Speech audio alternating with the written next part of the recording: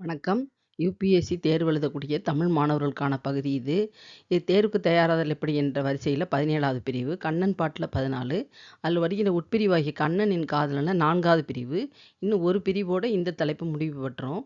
இதில் என்ன இந்த பகுதியில் என்ன சொல்றாங்கன்னா, பாங்கியை தூது விடுத்தல். பாங்கியைன்னா தோழியை தலைவி தூதாக தனக்கான செய்தியை தலைவன்ட அனுப்புமாறு சொல்லுகின்ற செய்தி இது.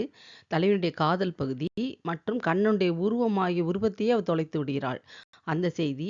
துயர் தீர ஒரு சொல் தேவை என்று சொல்லுகிறாள். இது முழுமையான இணைப்பு கொடுக்கப்படுகிறது. தலைவியுடைய காதல் உணர்வும் பிரிவின் துயரமும் ஒரு சேர வெளிப்படுகின்ற தலைவியின் மனநிலைகள் தான் இந்த பகுதி பேசுகிறது. தலைவி தங்கம் என்ற தன் தோழியை தூது அனுப்புகிறாள். அவ்விடத்து அமைகின்ற பாடல் தான் இந்த பகுதி. அன்பை மட்டுமே சுமந்து கொண்டு கண்ணனுடைய உருவத்தை நான் தொலைத்து விட்டேன் என்று வேதனைப்படுகின்ற தலைவியுடைய மன வெளிப்பாட்டு புலம்பலாக இந்த பகுதி அமைகிறது. இது ஏற்கனவே இந்த 8ன்னு போட்டிருக்க இந்த பேராகிராஃப் முதல் பகுதியிலேயே இது வந்துரும். நான் சொல்லியிருப்பேன். ஆனா இத எழுத வேண்டிய இடம் இதுதான். அதனால தான் பாடலடி சேர்த்தே குடுத்துருக்கேன்.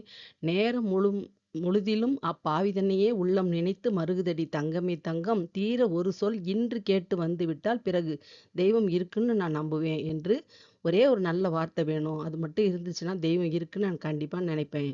நம்புவேன் என்று சொல்லுகிறாள். இதற்கான இணைப்பு அதில் கொடுக்கப்பட்டிருக்கு. முழுமையா படிப்பதற்கு இந்த லிங்கை ஃபுல்லுமே படிச்சு பார்த்தீங்கன்னா, முழுமையான காதலன் என்ற பகுதியில் அமைகின்ற செய்தியை முழுமையா நம்ம தெரிஞ்சுக்கலாம்.